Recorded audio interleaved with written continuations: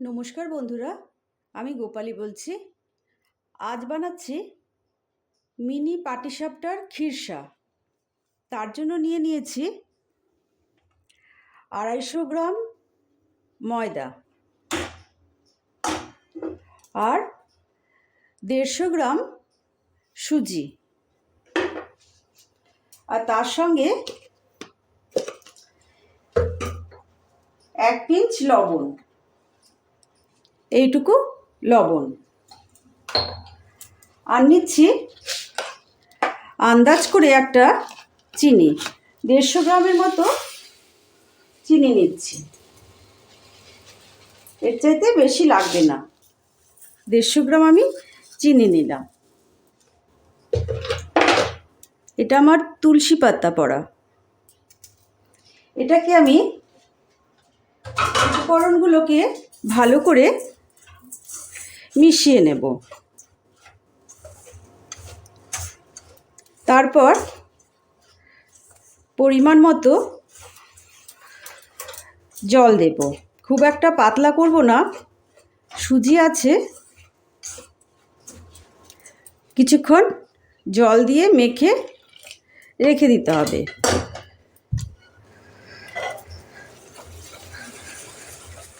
এরকম করে কিছুক্ষণ মেখে রাখতে হবে।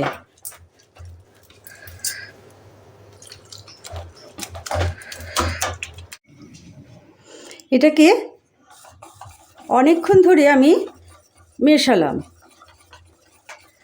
মেশানোর পর এটা আমি এখন 30 মিনিটের মতো ঢেকে রেখে দেব। 30 মিনিটের মধ্যে আমি দুধটাকে একটু ক্ষীর করে নেব।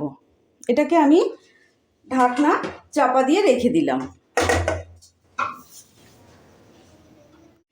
এদিকে আমি খোয়া ক্ষীরটা গ্যাসের মধ্যে বসিয়ে দিলাম। এটা কালকে আনা হয়েছিল, আমি ফ্রিজে রেখে দিয়েছিলাম, তাই অনেকটা শক্ত হয়ে গেছে। এটাকে এখন সামান্য একটু জল দিয়ে নরম করে নেব। নরম করে এটার মধ্যে পরিমাণ মতো চিনি দিয়ে এটাকে তৈরি করে নিতে হবে আমার। আগে নরম হোক, তারপরে আমি চিনি দেব। এটা এখন খুবই শক্ত হয়ে আছে। আমার ক্ষীরটা অনেকটা গলে গেছে, আর 5 মিনিটের মধ্যেই এটা হয়ে যাবে। এই ক্ষীরটা আমার হয়ে এসছে। তার সঙ্গে আমি 2 চামচ, ছোটো চামচে 2 চামচ একটু আমুল মিশিয়ে দিলাম। যে কোনো মিল্ক পাউডার মিশিয়ে দিলেই হবে। এটাকে এখন সুন্দর করে নেব। আমার 30 মিনিট হয়ে গেছে। ব্যাটারটা তৈরি হয়ে গেছে ঠিক মতো। ব্যাটারের ঘনত্বটা ঠিক এই রকম হবে। হাতার পেছনটা দেখেছেন? এই যে এরকম হবে। আমি এখন প্যানটা বসিয়ে দিচ্ছি। প্যান বসিয়ে আমি 1 ফোঁটা তেল দিয়ে দিচ্ছি।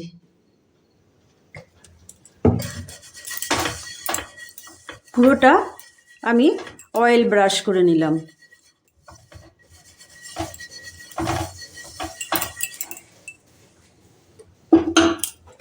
তারপর আমি পাটিসাপটার গোলাটাকে দেব ছোট ছোট করে।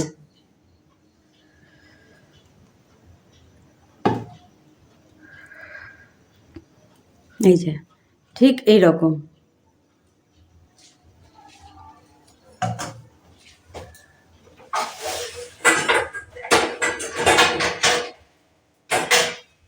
এবার এটা দিয়ে আমি ঢেকে দিলাম।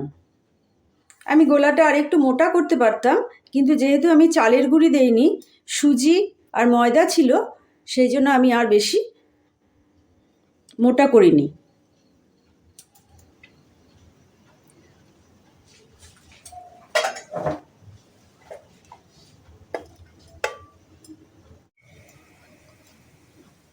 এটার ওপরটা হয়ে এসছে। আমি এর ওপরে ক্ষীর দিয়ে দেব।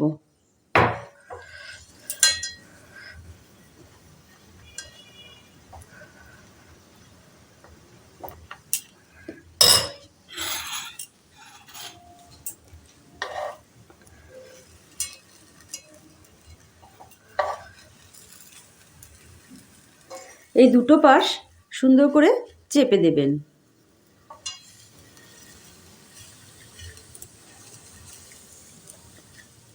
একটা পিঠা আমার তৈরি হয়ে গেল।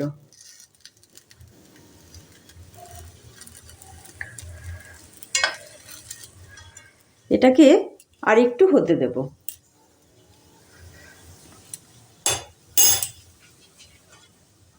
এদিকে আমি দুধটা ঘন করে রেখেছি।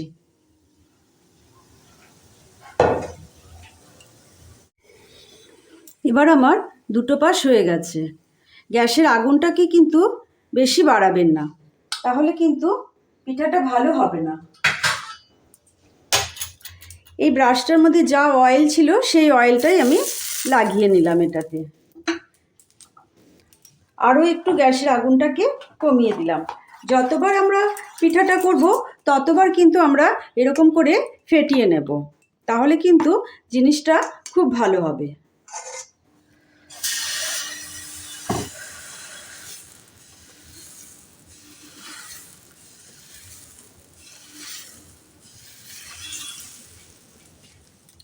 এবার আবার এটাকে ঢেকে দিলাম।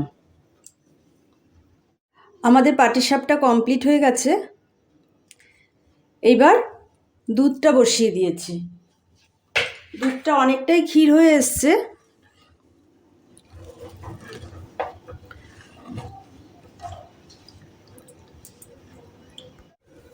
দুধ আমাদের উতলান এসে গেছে। আমি 4টে এলাচ ফাটিয়ে দিলাম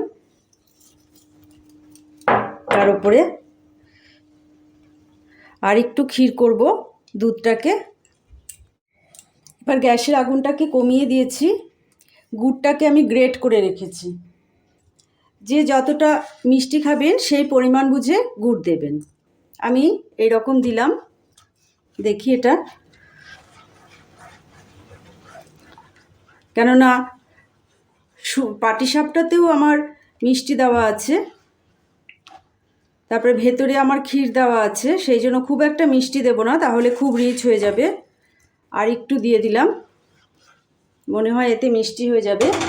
আর গ্যাসের আগুনটা, গুড়টা দেওয়ার পর গ্যাসের আগুনটাকে কমিয়ে দেবেন। এরপর আমি পাটিসাপটাগুলো দিয়ে দেব এর মধ্যে।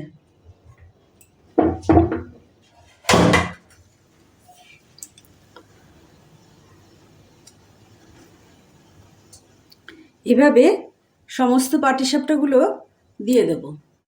এই পাটিসাপটাগুলো দিয়ে খুব একটা বেশি নাড়াচাড়া করা যাবে না, কেননা ভেঙে যেতে পারে। এই একটা উতলান আসলে পরেই আমি নামিয়ে দেব। দুবার একটু উতলান আসুক, তারপরেই আমি নামিয়ে দেব। আরও 1-2টো দেওয়া যেতে পারে। আর কয়েকটা পাটিসাপটা আমার বেঁচেছে, রেখে দিয়েছি। এটা আমাদের কমপ্লিট হয়ে গেল। এবার আমি ঢাকনা চাপা দিয়ে রেখে দেব। এটা হয়ে গেছে। গ্যাসের আগুনটা আমি কমিয়ে দিলাম।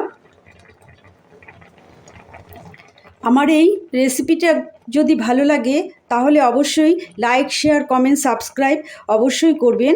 বন্ধুবান্ধবদের সঙ্গে শেয়ার করার অনুরোধ রইল।